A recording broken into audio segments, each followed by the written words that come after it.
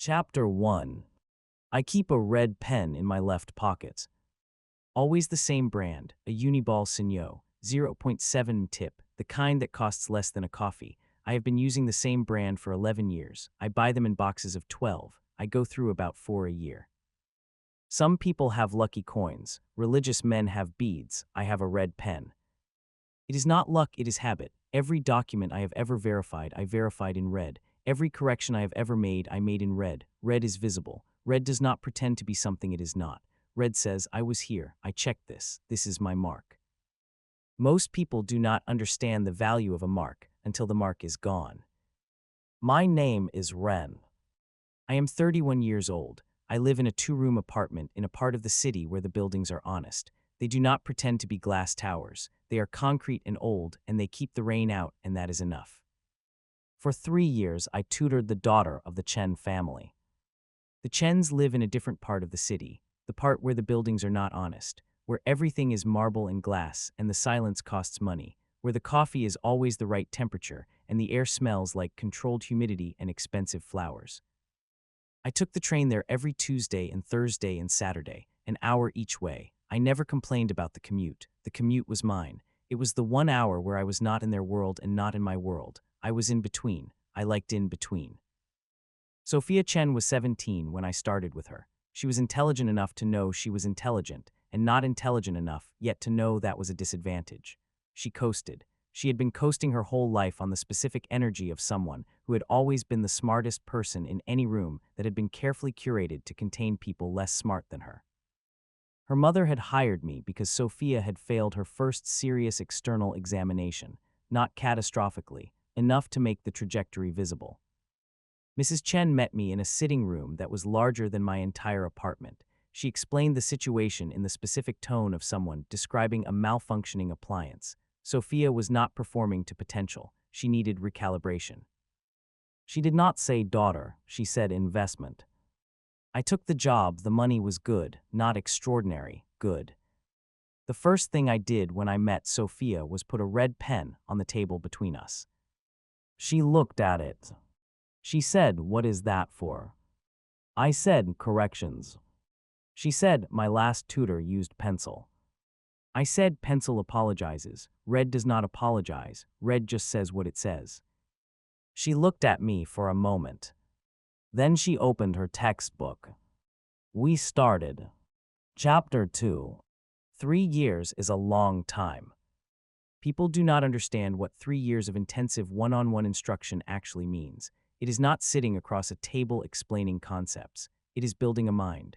It is finding the specific shape of how a person thinks, and then building a scaffold around that shape that allows the thinking to go higher than it would have gone on its own. Sophia's shape was lateral. She did not think in straight lines. She thought in connections. Her weakness was structure. She could see the relationships between things before she understood the things themselves. That was a gift. It was also a trap. Examiners did not reward insight without evidence. They rewarded evidence, structured, documented, verifiable. I taught her to structure her insight. It took 8 months before the results showed. Then they showed clearly. Her school grades improved first, quietly, the kind of improvement that teachers noticed and attributed to maturity. Then her mock examinations, then her real external examinations, then her university entrance assessments. Every piece of work she submitted for external evaluation in those 3 years, I reviewed before submission. Not wrote, reviewed, there is a difference. The work was hers, the thinking was hers, the insight was hers. My job was the structure, the scaffold. I reviewed each piece in red, line by line, paragraph by paragraph. I noted the errors. I noted the logical gaps. I noted where the evidence did not support the claim. I noted where the claim was stronger than she had allowed it to be. She hated the red at first. Students always did. Red meant wrong. Red meant insufficient. Red meant the work was not good enough yet. I told her red does not mean not good enough. Red means not finished yet. There is a difference. She stopped hating the red sometime in the 2nd year. By the 3rd year, she was asking for it. She would hand me an essay and say, be brutal. I would uncap the pen. I would be brutal. This is what teaching actually is, not the explaining, the being brutal, the caring enough to say the true thing even when the true thing is difficult. I verified each reviewed document with my professional certification signature. a requirement I had established from the beginning as a condition of my involvement. I worked under my own professional license. Every piece of work I reviewed was logged under that license. Mrs. Chen had not asked about this process. She had asked about results. I provided results. The process was mine. At the end of 3 years, Sophia had 3 offers from 3 universities. The first was her first choice, a competitive program, the kind that required not just good grades but demonstrated consistency over time, a portfolio of verified external assessments. I had signed every assessment in the portfolio. I did not think about this much. It was the process. It was what I did. I was not thinking about it the night of the celebration dinner. Chapter 3. The Chen's dining room seated 20. That evening it seated 18. Family, close friends, Sophia's school principal, her sports coach, her piano teacher of 6 years, 2 of Mrs. Chen's colleagues, a family friend who had written one of the reference letters. And me. I sat at the far end of the table, not deliberately placed there. I had arrived last, slightly late, because the train had been delayed. The seat at the far end was the only one remaining. The table was set with the kind of care that required staff, real flowers, crystal glasses, the smell of expensive candles, and a kitchen that had been working since morning. Cold luxury, this is what it looked like up close, beautiful in the way that things were beautiful when they had never had to be useful. Sophia looked happy, genuinely, not performed. She was wearing a dress her mother had chosen, and she had the specific energy of someone who had worked hard for something and was now sitting inside the result of the working. I was glad for her. The speeches happened after dinner. Mr. Chen spoke first, then Mrs. Chen, then the principal, then the sports coach. Each speech was warm and specific, and Sophia laughed at the right moments and looked moved at the right moments. Then Sophia spoke. She stood up at the head of the table, and she thanked everyone. Her parents, her teachers, her coaches, her friends. She thanked the family friend who had written the reference letter by name. She thanked the housekeeper who had kept her room clean and her life organized for 3 years. She thanked the housekeeper by name. She sat down. The room applauded. I applauded. 18 people in this room. She thanked 17 of them, I counted. I did not leave immediately. I finished my coffee. I spoke to the principal briefly about university preparation. I said goodbye to Mr. Chen at the door. Mrs. Chen found me in the hallway as I was collecting my coat. She was holding an envelope. She said, "Mr. Ren, I wanted to give you this personally." I took the envelope. She said, "Your services have been exceptional. Sophia's results speak for themselves. As of this evening, your engagement with our family is formally concluded. We have arranged a generous severance. I think you will find it reflects our appreciation." I looked at the envelope. I looked at her. She is not being cruel. She genuinely believes this is generous. She believes an envelope in a hallway is the appropriate ending for 3 years of work. She is not wrong from inside her world. From inside her world, this is how things ended, cleanly, with appropriate compensation. I put the envelope in my coat pocket. I said, "Thank you, Mrs. Chen." She said, "Of course, we wish you well." She turned back toward the dining room. I put on my coat. I picked up my bag. I took the red pen from the table by the door where I had left it. I put it in my left pocket. I closed the front door behind me. On the train home, I opened the envelope. The amount was generous. She had not been wrong about that. It was more than I had expected. I put it back in the envelope. I put the envelope in my bag. I looked out the window at the city moving past. Sophia is going to be fine. She is intelligent. She is capable. She has the scaffold now. She can go higher without me. That was always the point of the scaffold. You build it so the building can eventually hold itself up. Still, she thanked the housekeeper. I got home at 11:15. I made instant noodles. I ate them standing at the counter. The steam fogged the window above the sink. I went to bed. I did not block Mrs. Chen's number. There was nothing to block. She had concluded our engagement formally. There was nothing more to say. I slept well. Chapter 4. I heard about it first from a former colleague. I had moved on. That was not difficult. I had 3 other tutoring clients. I had begun writing educational assessment guides under a small publishing arrangement. The work was quieter than the Chen engagement. The commute was shorter. The coffee in my apartment cost less and tasted the same to me as the coffee in marble rooms. My former colleague sent me a message. He worked in academic administration at a private examination board. We had known each other for 6 years. He sent me a message on a Wednesday morning that said, "Your name came up today. Thought you should know." I called him. He told me what had happened. Sophia Chen had arrived at her university in September. She had begun her first year. In November, she had submitted her first major assessed piece of work, a research paper, 20 pages, significant weight in her first-year grade. The paper had failed. Not narrowly, the examiner's report had noted significant structural deficiencies. The argument was present but unverifiable. The evidence was suggestive but not documented. The insight was there. The scaffold was not. There it was. I had taught her to build the scaffold. I had not taught her to build it alone. 3 years of me reviewing every piece before submission. 3 years of red corrections before the final draft. She had learned to produce good work. She had not yet learned to produce it without the red pen. This was my failure as much as hers. A scaffold that only works when the builder is present is not a scaffold. It is a crutch. But that was not what my former colleague was calling about. He was calling because of the review. The university had flagged the discrepancy, not misconduct, a discrepancy. The quality of Sophia's submitted work did not match the quality of her verified portfolio. The admissions team had noted the gap. An academic integrity review had been initiated, standard process for significant grade discrepancies in first-year students. The review board had requested the original portfolio documents. The portfolio documents were with the Chen family. Mrs. Chen had received the letter 3 days ago. My former colleague said, "They are going to need the verifying professional to appear before the review board, the signature on the documents, that is you." I said, "I know."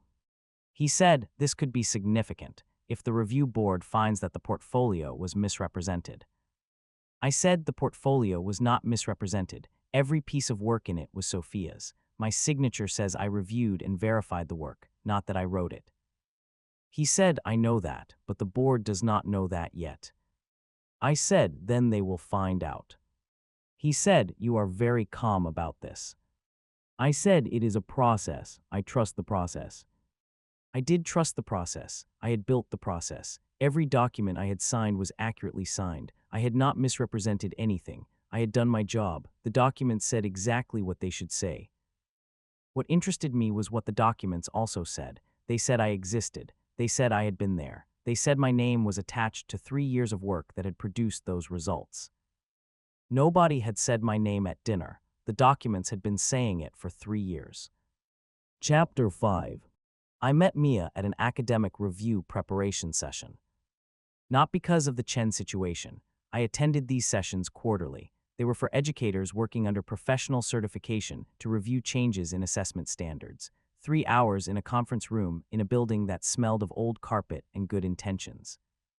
She was presenting the session. She worked for the examination board, assessment standards specialist. Her presentation was the best I had attended in 4 years of these sessions, not because it was beautiful, because it was precise. She said things that were true, and she said them in the order that made the truth most clear. Afterward, I stayed to ask a question about a specific change in verification protocols. She answered it directly, without padding, without the performed warmth that professionals use to fill the space between questions and answers. Just the answer. I found this remarkable. Her name was on the program, Mia, tan skin, red hair pulled back, brown eyes that were looking at things directly rather than performing looking at things. She asked what I specialized in. I said secondary to university transition, assessment preparation, verification. She said the verification work is undervalued. I said yes. She said most people treat it as administrative. It is not administrative. It is the thing that makes the whole system credible. She understood the work. She understood what it actually was, not what it looked like from outside, what it was. I said most people do not think about what the signature means until they need it. She looked at me for a moment. She said, "That sounds like it comes from experience." I said it does. She said, "Are you available for coffee?" Not dinner, not a drink, coffee, at 3 in the afternoon in a place that sold good coffee and had tables where you could talk. I said yes. We went. The coffee was good, not expensive, good. We talked for 2 hours about the work, about what assessment actually meant and what the industry had gotten wrong about it and what could be fixed and what could not. She had opinions, specific ones. She had arrived at them through years of working inside a system and finding its weaknesses. She did not ask about my apartment or my income or my ambitions. She asked about the work. The last person who had asked me about the work with genuine interest had been Sophia, in the second year, before she understood it well enough to stop needing to ask. At the end of the coffee, she said, "I have a colleague who would benefit from talking to you about verification standards. Would you be open to that?" I said yes. She said, "Good, I will have her contact you." She paid for the coffee before I reached for my wallet. She said, "You answered my questions. I pay." I said, "That is a very specific system." She said, "Most good systems are specific." She left. I sat with the empty coffee cup for a moment. She paid for the coffee. She did not perform generosity. She had a rule. She followed it. Simple. I thought about her on the train home. Not in the complicated way, in the simple way, the way you thought about something that had been exactly what it appeared to be. Chapter 6. Mrs. Chen called on a Thursday. I had not spoken to her since the hallway, 3 months.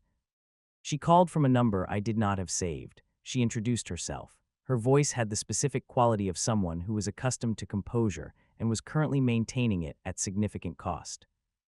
She said the university had contacted her. She explained the review board. She explained the letter. She said the board requires the verifying professional to appear, to confirm the authenticity of the portfolio documents, to explain the verification process. I said, "I know. I received the board's notification last week." A pause. She said, "You received it directly." I said, "My professional license is on the documents. They contacted me directly. That is the protocol." Another pause. She said, "I see, and will you appear?" I said, "Yes, it is my professional obligation. I signed those documents. I will verify what I signed." She said, "And what will you say?" I said the truth, that every piece of work in the portfolio was Sophia's, that my role was review and verification, that the work met the standards I was qualified to assess at the time of submission. She was quiet for a moment. She said, "That is." She stopped. I said, "Mrs. Chen, Sophia's work was genuine. I am not going to say otherwise. There is nothing to be afraid of in the truth here. The review board is looking for a discrepancy between the portfolio and her current work. The discrepancy exists. The explanation for the discrepancy is not misconduct. It is transition. She learned to produce excellent work with intensive support. She has not yet learned to produce it without that support. That is an educational gap, not an integrity issue." Mrs. Chen said, "And if the board sees it differently?" I said, "They will not, because I will explain it correctly." I will explain it correctly because explaining it correctly is my job. It has always been my job. She hired me to produce results. The results were real. The process that produced them was real. My signature on those documents means exactly what it says it means. She said, "Mr. Ren, I want to apologize." I said, "There is no need." She said, "There is the dinner Sophia should have." I said, "Mrs. Chen, it does not matter." It did not matter, not in the way she meant. It had mattered for approximately 40 minutes on the train home. Then I had thought about it clearly and understood what it was. She had not thanked me because she had not thought of me as someone who required thanking. That was not malice. It was blindness. People were blind to the things they had decided were background. The documents were not blind. The documents had been seeing clearly for 3 years. She said, "I would like to compensate you further for your time with the review board." I said, "My appearance before the board is covered by my professional obligations. There is no additional charge." She said, "Still, I would like to." I said, "Mrs. Chen, let me appear before the board. Let me do my job. That is what I am here for." She said, "Thank you, Mr. Ren." I said, "Of course." I ended the call. I took the red pen out of my pocket. I looked at it. This is what the signature was for, not the moment of signing. This moment, 3 months later, when the signature is the only thing standing between a young woman's future and a board's misunderstanding. I put the pen back in my pocket. I went back to work. Chapter 7. The review board met on a Tuesday morning.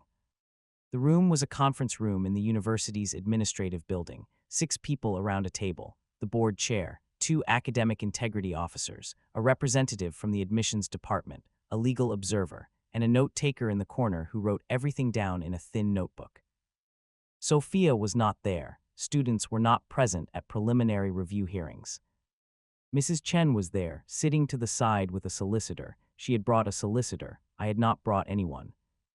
The board chair explained the process, the concern, the discrepancy, the purpose of the hearing. Then they asked me to speak. I took the red pen out of my pocket. I put it on the table in front of me, not for any practical reason, habit. The board chair looked at the pen. She did not say anything about it. I explained the work. 3 years, the process, the review methodology, the verification standard I operated under, the log I maintained of every session and every document reviewed. I had brought the log, printed, bound, every session, every document, every correction note, every final sign-off. I placed the log on the table. The board chair looked at it. She looked at the thickness of it. She said, "This is comprehensive." I said, "Yes, I maintain records for every client I work with. It is a professional requirement under my certification." The academic integrity officer said, "Your signature on the portfolio documents. Can you explain what that signature means specifically?" I said, "It means I reviewed the work. I assessed it against the relevant external standards. I verified that the work met those standards at the time of submission. It does not mean I produced the work. It means I confirmed the work was the student's own work and that it met the required standard." He said, "And did it?" I said, "Yes, every piece." He said, "Then how do you explain the discrepancy between portfolio quality and current submitted work?" I said, "I explain it the same way I would explain any discrepancy between supported performance and independent performance. The student learned to produce excellent work within a structured review process. She has not yet independently internalized that process sufficiently to replicate it without support. That is not evidence of misconduct. It is evidence of a transition gap in her learning development." He said, "Can you be more specific?" I said, "Yes." I opened the log. I turned to a specific section. I had prepared this. I said, "In October of her second year of preparation, Sophia submitted a practice essay that demonstrated exactly the same structural deficiency as her recent university submission. Here is my review note from that session." I read the note aloud. It was 2 sentences, precise, clinical. It identified the specific gap, the same gap the university examiner had identified 8 months later. I said, "This is the gap I was working on when our engagement concluded. We had addressed it in the work she submitted for the portfolio. She had demonstrated she could produce the correct structure with review support. She had not yet demonstrated she could produce it without that support. That work was ongoing when I left." The room was quiet. The board chair said, "So you are saying the portfolio accurately represents work she produced with your support, and the current submission represents work she produced without it?" I said, "Yes, that is exactly what I am saying." The legal observer said, "Is there any evidence that the portfolio work was not the student's own?" I said, "None. Every piece was written by Sophia. My role was review and feedback. The thinking was always hers." The board chair looked at the log again. She looked at the signatures. She said, "Mr. Wren, in your professional assessment, is this student capable of producing work at the portfolio standard independently?" I said, "Yes, with continued development. The gap is closable. She has the capability. She needs the internalized process that the external support was providing." The board chair said, "And in your professional opinion, what does she need to close that gap?" She is asking me what Sophia needs. 3 months after the envelope in the hallway, she is asking me what Sophia needs. I said, "Continued structured feedback, ideally from someone who understands how she thinks. The scaffold is not gone. It needs to be rebuilt internally rather than externally." The board chair nodded. She said, "Thank you, Mr. Wren. Your records are exceptionally thorough." I picked up the red pen from the table. I put it back in my pockets. I said, "I know." Chapter 8. Mrs. Chen was waiting outside the conference room. Her solicitor was with her, but she sent him to get coffee before she spoke to me. She looked different from the woman who had handed me an envelope in a hallway, not less composed, less certain. There was a difference. She said, "You protected her in there." I said, "I told the truth." She said, "You could have said things differently. You chose not to." I said, "I described the work accurately. That is all I did." She said, "Mr. Wren." I waited. She said, "Why?" I said, "Because Sophia's future should not be damaged by a process error that has nothing to do with her capability or her integrity. She worked hard. The work was real. The gap in her current performance is mine as much as hers. I should have spent more time on independent production in the final year. I did not. That is something I carry. It was true, I should have prepared her better for the independence. I had been so focused on the result that I had underweighted the transition. That was a professional failure. Mine, not hers. Mrs. Chen said, "You still care about her outcome." I said, "I always cared about her outcome. That was the job." She was quiet for a moment. Then she said, "I would like to re-engage your services for Sophia to address the gap you described." I said, "I am not available for that engagement." She said, "The compensation would be." I said, "It is not about compensation, Mrs. Chen. I have other commitments, and I think Sophia needs to find her own process now. External support at this stage would replicate the dependency rather than resolve it." She looked at me. She said, "Is there anything I can offer you?" She is asking what I want. 3 months and a board hearing later, she is asking what I want. I have been clear about what I want. I want nothing from her world. I have never wanted anything from her world. I wanted the work. The work is done. I said, "I want nothing, Mrs. Chen. I wish Sophia well. I believe she will be fine." I left. Sophia called that evening. Not Mrs. Chen, Sophia herself, from her university number. She said, "Mr. Wren." I said, "Sophia." She said, "I heard what you said to the board. My mother told me." I said, "You do not need to call about this." She said, "I forgot to thank you at the dinner." I said, "I know." She said, "I do not have a good reason for it. I did not think, and I should have thought." I said, "Yes." She said, "Are you angry?" Angry? No. Disappointed for approximately 40 minutes on a train. Then I ate instant noodles and went to sleep, and the next morning it was simply something that had happened. I said, "No." She said, "I want to do better. At the work, I want to learn to do it without the red pen." I said, "You can. The capability is there. Find a study group. Find people who will push back on your structure. Learn to be brutal with yourself the way I was brutal with you." She said, "Be brutal." I said, "Be brutal." She was quiet for a moment. Then she said, "Thank you for all 3 years. I know I should have said it at the dinner." I said, "You said it now. That is enough." I ended the call. I sat in my apartment, the hum of the old PC, the rain on the cheap roof. She said it now. That is enough. It genuinely was. Chapter 9. Mia called the day after. She had heard about the board. Her colleague had attended as the examination board's observer, the note-taker in the corner. She said, "I heard you brought a log." I said, "I always maintain a log." She said, 3 years, printed and bound." I said, "Yes." She said, "The board chair told my colleague it was the most thorough documentation she had seen from a private educator in 11 years on that board." 11 years. I had been maintaining logs for 11 years, 1 year for every pen I had gone through. I said, "It is the standard I work to." She said, "I know, that is what I want to talk about." We met the following Saturday. Not a conference room, not a coffee shop. She had a small office in a building that smelled of old carpet and good intentions. The same building as the session where we had met. She had brought tea, the same brand I drank at 2 a.m., cheap, good. She said, "I am developing a new verification framework for the board, a standard for independent educators working in high-stakes preparation. I have been looking for someone to help write it, someone who actually does the work rather than someone who administers it from outside. I said, and you thought of me. She said, I thought of you at the session, before the board confirmed it. I said, what is the timeline? She said 12 months, part-time, you would keep your other work, this would be additional.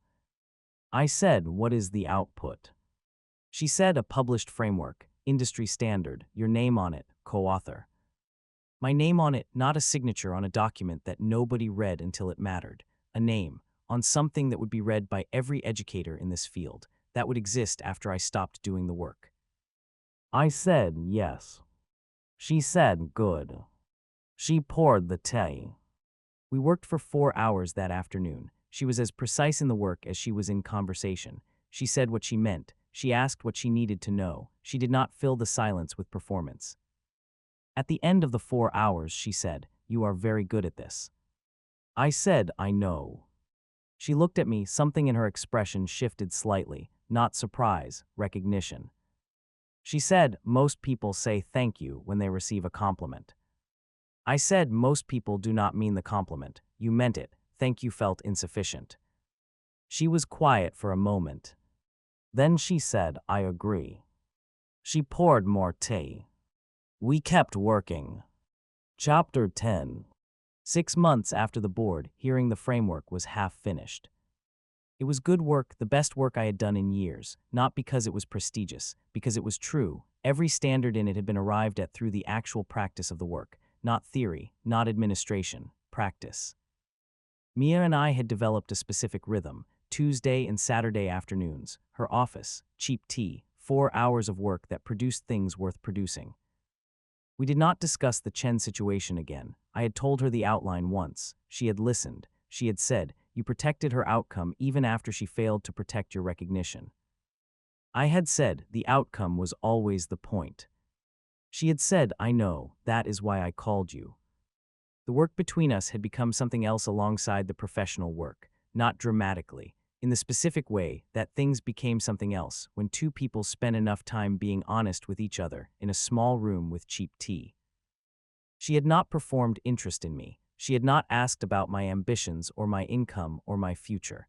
She had been interested in the work, and through the work she had become interested in me, and the distinction mattered. One Saturday afternoon, she looked at the red pen I had placed on the desk between us.